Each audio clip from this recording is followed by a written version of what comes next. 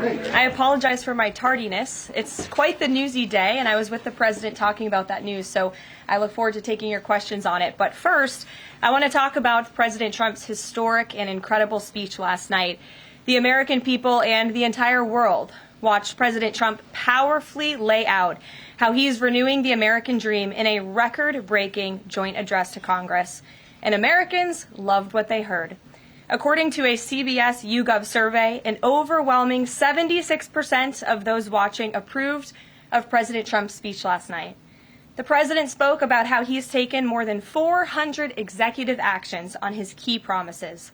The expectations were high, and President Trump is exceeding them. According to brand new polling from the Daily Mail, President Trump has never been more popular as his approval ratings are reaching historic highs. More Americans believe America is headed in the right direction than the wrong direction. Everyday Americans love this president because he tells it like it is, no matter what, and he did that last night. President Trump level set with the American people on the economy and exposed how badly Joe Biden screwed it up by causing the worst inflation crisis in 4 decades. President Trump was honest about where we are while making clear that help is on the way. As the president declared last night, he will make America affordable again. Last night, you also saw who motivates the president to work so hard. Everyday Americans, who President Trump shined a spotlight on last night in his speech. From Mark Fogel, who President Trump was finally able to reunite with his family and his beautiful 95-year-old mother after being detained in Russia, to Peyton McNabb, whose heart-wrenching story motivated President Trump to end men in women's sports, and to Allison and Lauren Phillips, the mother and daughter and sister of Laken Riley, who President Trump honored by signing the Laken Riley Act to ensure her name will live on forever. In other amazing and surprise moments, President Trump honored the life of Jocelyn Nungare, who was brutally murdered by illegal alien gang members. He ensured Jocelyn will never be forgotten by renaming a national wildlife refuge in her home state of Texas to honor her life. And in one of the greatest surprise moments of the night, DJ Daniel, an incredible 13-year-old boy who is beating brain cancer, saw his dreams fulfilled by President Trump when he was made an honorary Secret Service agent. And finally, after nearly 4 years, President Trump delivered justice for the families of the 13 American heroes who were killed at Abbey Gate in the Biden-botched Afghanistan withdrawal, which was one of the worst humiliations in the history of our country. President Trump announced that we have detained Mohammed Sharifullah, the monster who was responsible for that horrific attack, and he was delivered to Dulles Airfield earlier this morning. On his first day in office, President Trump's national security team across the federal government prioritized intelligence gathering to locate this evil individual. President Trump's team shared intelligence with regional partners such as Pakistan, who helped identify this monster in the borderland area late last month. Mohammed confessed to his crimes related to Abbey Gate and other attacks in Russia and Iran as well to the Pakistanis. And U.S. law enforcement officers traveled to Pakistan over the weekend, where he again confessed his crimes to the FBI. As President Trump said last night, this killer will now face the swift sword of American justice for these atrocities right here on United States soil. Joe Biden was responsible for this botched withdrawal, and he had 3 years to find this evil terrorist, and he didn't even try to get the job done. But President Trump campaigned on behalf of and grew very close to the Gold Star families. He promised them accountability, and last night, he kept his promise. He spoke to those Gold Star families yesterday, ahead of his speech, in an incredibly heartwarming call to share this incredible news. And as President Trump asked in his speech last night, how could anyone possibly be opposed to any of this action that he is taking? Well, apparently, the modern-day Democrat Party could. The behavior of Democrats last night was completely disgraceful and demonstrated how severely out of touch they are with the American public. It was the most shameful moment in the history of presidential addresses in that beautiful chamber. In what was supposed to be a unifying moment for our country, Democrat members of Congress instead screamed at the President of the United States, who was just overwhelmingly reelected by their constituents, walked out of the chamber, and worst of all, they disrespected the American people. Democrats didn't stand to keep men out of women's sports. They couldn't even clap for a girl who got her head smashed in by a man on a volleyball court. Democrats did an innocent and beautiful child who is surviving brain cancer. They opposed eliminating taxes on tips and Social Security. They didn't stand in favor of cutting taxes for hardworking Americans. They couldn't even clap for two mothers whose daughters were killed by illegal aliens. One of the only things that could get Democrats off their feet last night was cheering for Ukraine, not for America. Last night was a very clarifying moment for our country. The Democrats exposed themselves as the party of insanity and hate, the party that wants to put America last. They've allowed their Trump derangement syndrome to stop them from celebrating America and our people, and we will not allow them to forget that. And it's not just the Democrat Party. The mainstream media still doesn't get it. Last night, MSNBC's Nicole Wallace disgustingly looped in a 13-year-old boy with brain cancer into an attack on the president over January 6th. And CNN's first chyron out of the speech called it divisive. President Trump wasn't divisive. The Democrats were. And CNN was proven wrong by their own viewers, 69% of whom, in a post-speech poll, said they had a positive reaction to the president's speech. It's sad and frankly pathetic that Democrats and liberals in the legacy media continue to allow their hatred for the president to override their love for our country. But nevertheless, the president will continue to unify this nation through policies that are grounded in common sense and that uplift all Americans. We have an individual in our new media seat today, Mary Margaret Olahan, who is the Daily Wire's first ever White House correspondent. Congratulations, Mary Margaret. The Daily Wire was founded 10 years ago by Ben Shapiro. The Daily Wire now has over 1 million paid subscribers, a monthly network reach of 138 million, and has evolved into a leading conservative multimedia giant. They are now the 5th largest podcast network in the world and home to some of the top-ranked shows. With that, I will take your questions, and Mary Margaret, why don't you kick us off? Thank you so much, Karoline. It's great to be here. Thanks. So I had 2 questions, if that's okay. The first Sure. on last night and the second on Maine. You talked about behavior from Democrat lawmakers, a lot of disruptions, and I just wanted to kind of go back to that. We saw Democrat lawmakers not stand for Laken Riley, for Peyton McNabb, for the son of a slain police officer and 13-year-old cancer survivor.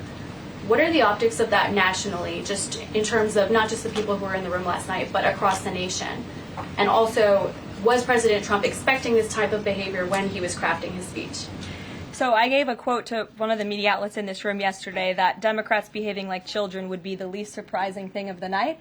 And unfortunately, that quote did turn out to be true. I think the president and everyone, frankly, was surprised by the Democrats refusing to stand for not the president's policies, because, frankly, we expected that, but for the everyday Americans who President Trump was shining a light on their stories.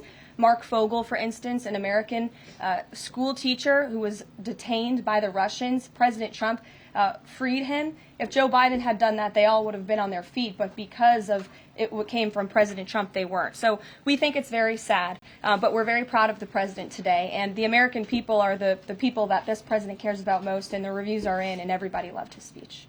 Thank you. And then on Maine, we know that the governor of Maine has really pushed back against the president's executive order saying that boys should not be in girls' sports. I spoke with a lawmaker from Maine this morning who told me she'd been censured by state lawmakers for calling a man and speaking up on this. What is the next move for the White House in this battle to protect the integrity of women's sports? Yeah, well, the Department of Education has sued the state of Maine. As you know, there's ongoing litigation. The president has made a commitment to ensure that states are being held accountable if they continue to allow men in women's sports, which he believes is an egregious violation of taxpayer dollars. And so that fight continues, and the president won't back down. Again, this is a common sense policy. 80% of the American people, including more than 60% of Democrats, do not want men in women's sports. So the president will stand by this commitment. Thank you.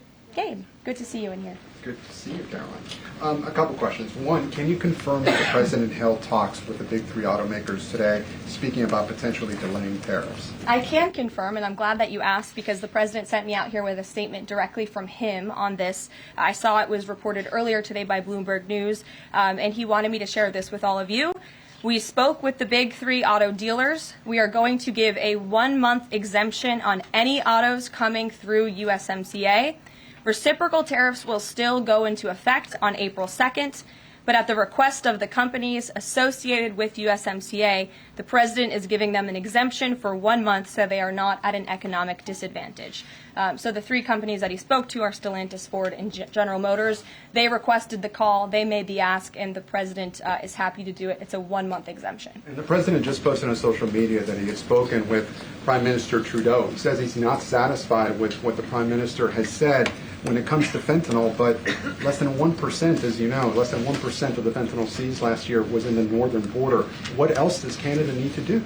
Well, the president did just put out a statement on his call with the governor, Justin Trudeau, as he calls him, of Canada, and he said that he was not pleased, as you said. He said it's not good enough. He told Prime Minister Justin Trudeau that directly. The call ended in a somewhat friendly manner, as the president said, but he's not going to stop standing up for the American people. And to answer your question directly when it comes to fentanyl, for the last 4 years, unfortunately, our neighbors to the north and the south, Canada and Mexico, respectively, have allowed America to be a dumping ground, not just for illegal aliens, but for illegal, poisonous, deadly fentanyl, which is now the #1 killer of young people in this country aged 18 to 34.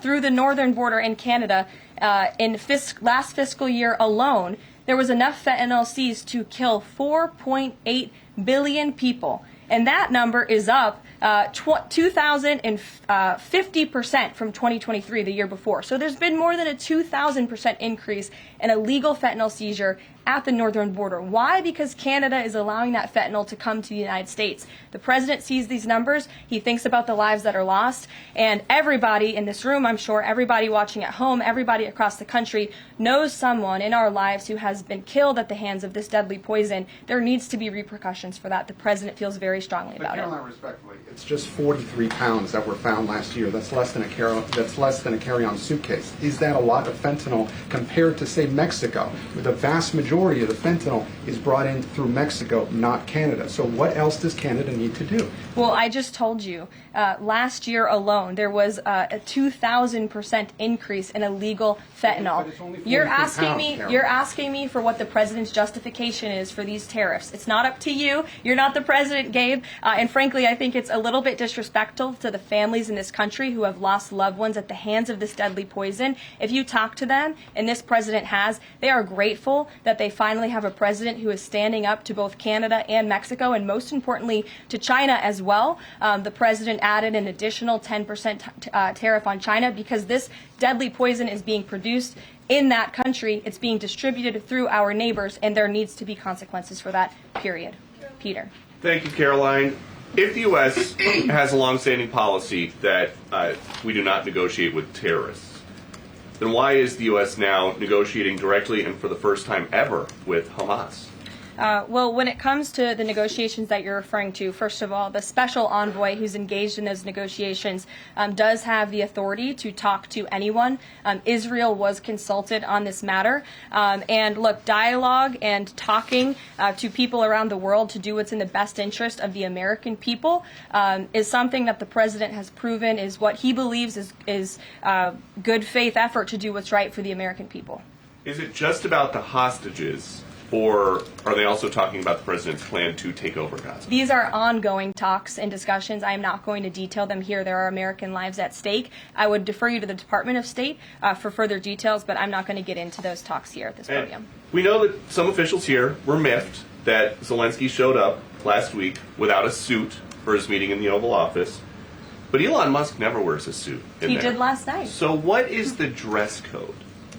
Well, Elon Musk wore a suit last night. I'm sure you saw it. Was he spooked by the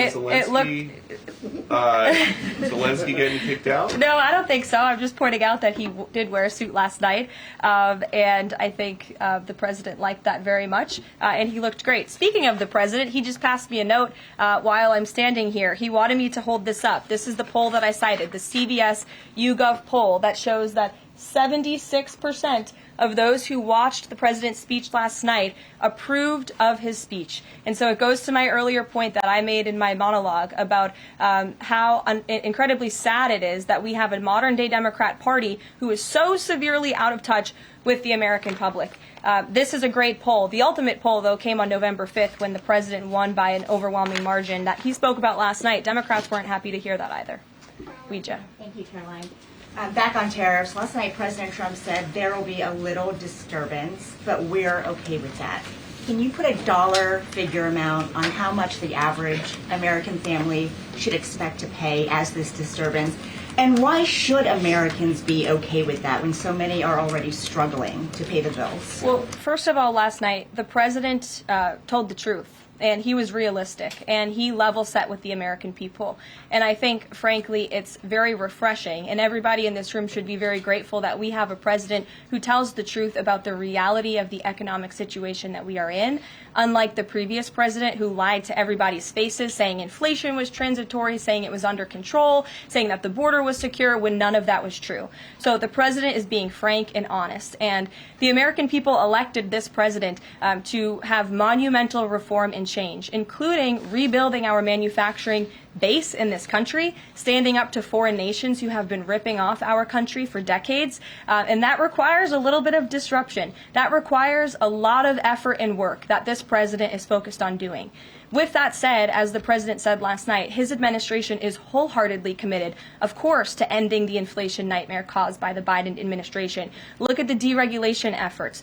Look at the president's push last night in his speech for Congress to pass tax cuts, to end taxes on Social Security and overtime pay for hardworking Americans, end taxes on tips. We need Congress to get that done because that's going to put more money back into the pockets of the American people. And I didn't even mention energy. Look at the president's approach and focus on unleashing the might of our energy industry. We know that's the #1 driver of inflation. He's been slashing back a lot of the burdensome regulation from the previous administration to unleash our energy industry here at home, which will drive down costs. He said he is committed to making America affordable again. He did it in his first term, and Americans can trust him to do it again. President Trump has made clear, Karoline, that he loves tariffs, but the stock market does not. How does he factor that into his decision making?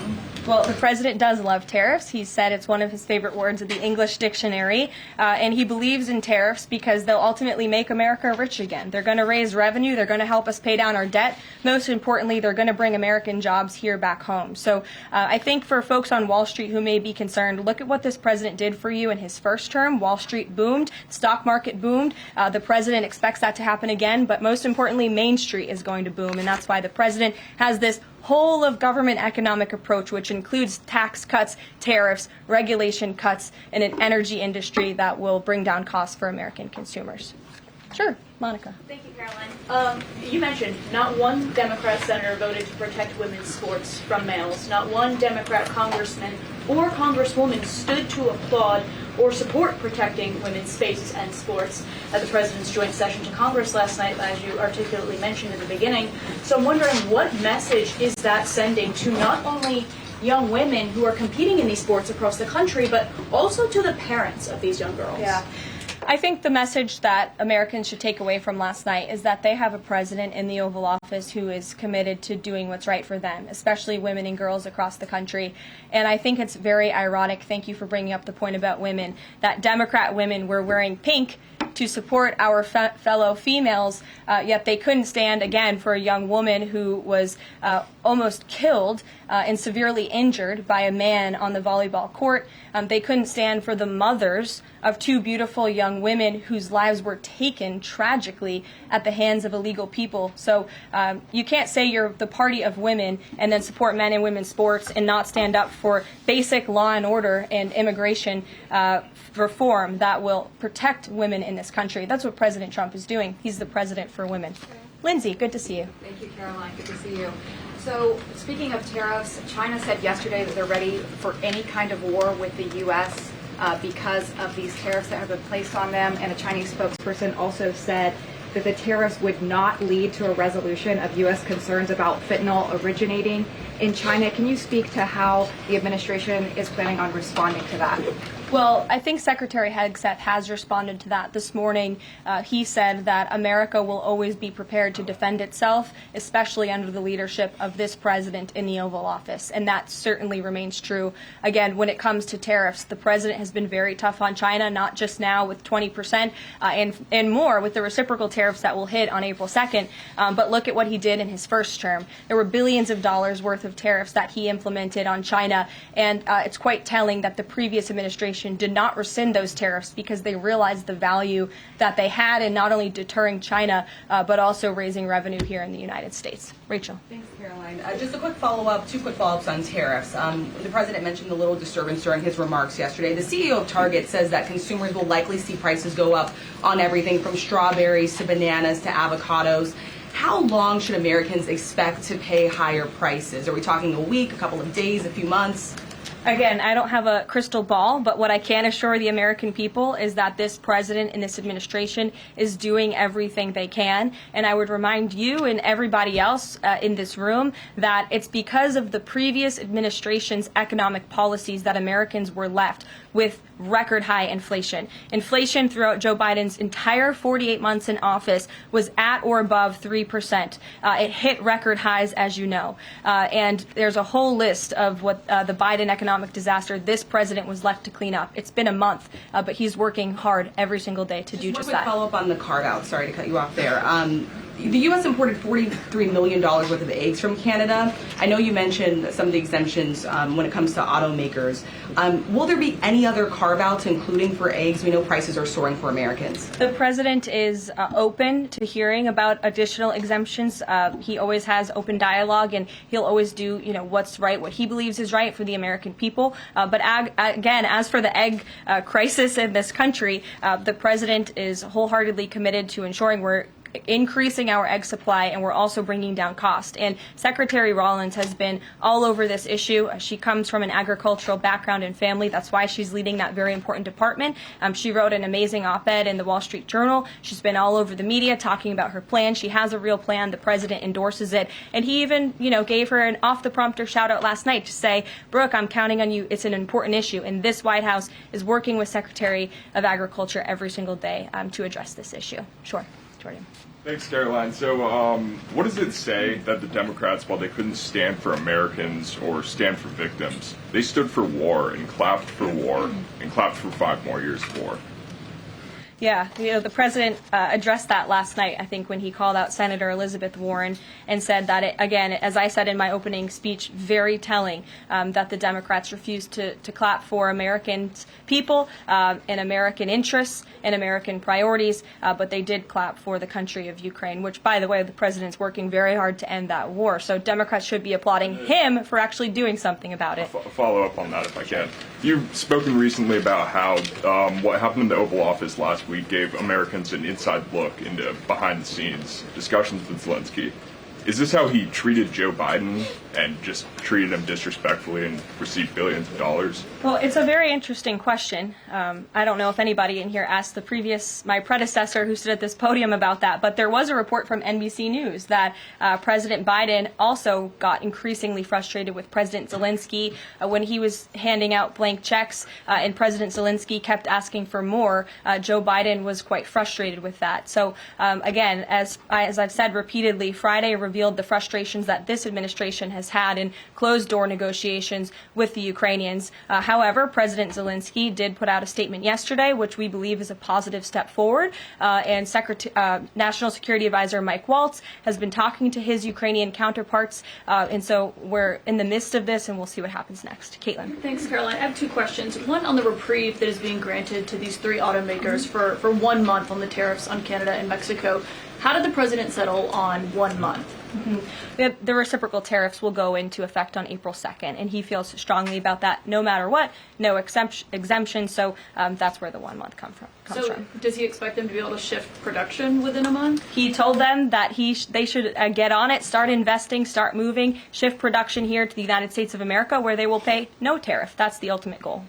And on the conversations between the White House and the Ukrainians and the letter that President Trump revealed last night that he got from President Zelensky, Director Ratcliffe said today that the president has paused also intelligence sharing with Ukraine. Is that temporary or is that permanent?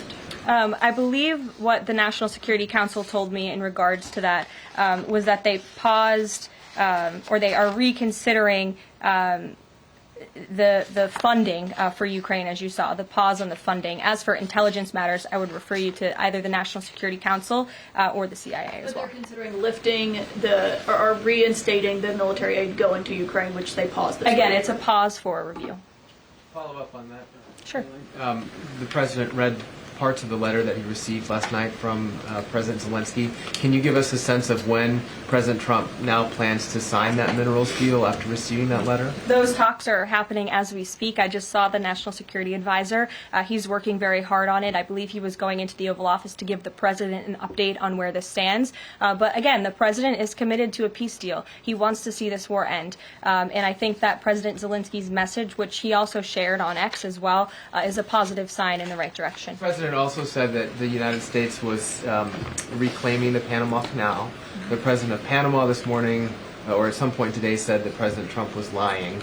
Wanted to get your response to that, and also curious if the president had a reason for not specifically mentioning BlackRock last night when he was praising the company that is buying canals or ports around the Panama Canal. Yeah, I'm not sure if Panama has seen what's going on with their own canal, but as you just mentioned, BlackRock is now interested in investing and taking over the two ends of the port, which is very important because the president was very vocal several weeks ago about the need to ensure that China is not controlling the Panama Canal.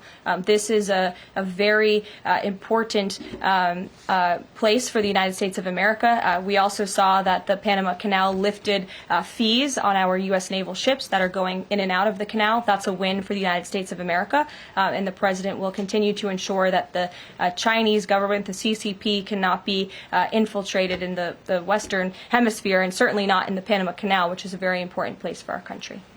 Dasha. The president continues to call the Prime Minister of Canada, Justin Trudeau, Governor of Canada. I'm curious what he means by that and if there are any plans that are moving forward with trying to make Canada the 51st state. And I have a follow-up on the economy as well. Sure. Well, the president put that in his True Social account, or his True Social post earlier today. He feels strongly that it would be very beneficial for the Canadian people to be the 51st state of the United States. They wouldn't be paying for these tariffs. They'd have much lower taxes if they were part of our great country. Karoline, on the economy, you and I traveled the country during the campaign. This is an issue that so many voters decided to cast their ballots on, and they voted for President Trump. He has started to have that realistic conversation with the American people, that disturbance comment last night. But I'm curious if you can be real with Americans right now as all of these factors are playing out. Are things potentially going to get worse before they get better? Look, I've now been asked and answered this same question just given to me in different verbiage of 3 different times, and I will answer it again in an effort of transparency to the American people because this is an important issue and the American people, this president understands that it is. And again, that's why in his joint address to Congress last night, he addressed this issue with a realistic and honest approach. He talked about what this administration is doing to unleash American energy and to make America affordable again, and this administration is wholeheartedly committed to doing it. And I would remind the American public that the first-term record of this president speaks volumes. That's why they reelected him, because they know that he can fix our broken economy, and it's very, very broken from the previous administration. Stephen. Thank you, Karoline. I've got 2 questions, one on press access, and the other on fentanyl and tariffs. Sure. On press access, your predecessor, Karine Jean-Pierre, who presided over many novel press access restrictions, criticized the recent changes to the press pool made by your office. She said in an interview, quote, what we're looking at is what North Korea is doing. What's your response to that, and can you say anything to allay concerns that unfavorable coverage will be punished in this new press pool system? I think that's the same individual who said from this podium numerous times that the commander-in-chief was mentally and physically up for the job, which we knew was a lie. Many people in this room knew it was a lie. Many of you were admonished for asking questions about that truth. So when it comes to truth and transparency, this administration, this White House is setting the example. This president is taking far more questions than his predecessor, Joe Biden, did on a daily basis, and that will continue. And on fentanyl and tariffs, Fentanyl produced largely in China has killed 334,000 Americans over 5 years. According to CDC data, that's about 1 in every 1,000 Americans. President Trump has cited this for applying new tariffs to Canada, Mexico, and China. But in addition to China's talk about being ready for any kind of war, they said yesterday, the foreign ministry said that, quote, the fentanyl issue is a flimsy excuse to raise U.S. tariffs, and, quote, the U.S., not anyone else, is responsible for the fentanyl crisis. So what's the response to China that the talk of fentanyl is just an excuse for tariffs? And what does that say about the resolution? Well, of course, the country that is getting very rich off of distributing this deadly poison to American citizens is going to say that. Again, the president knows where the American people stand on this issue. Fentanyl overdoses. Dasha brought up all of us campaigning all across the country. They talked about inflation. They also talked about the border, the illegal immigrants that we're pouring through, but also these deadly drugs. And again, the president keeps in mind those families every single day when he is making these tough decisions.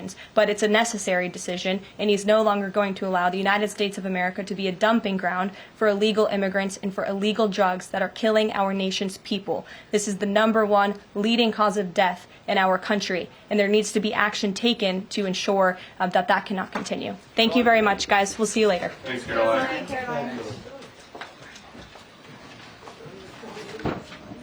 Do we know what auto brands are actually exempt?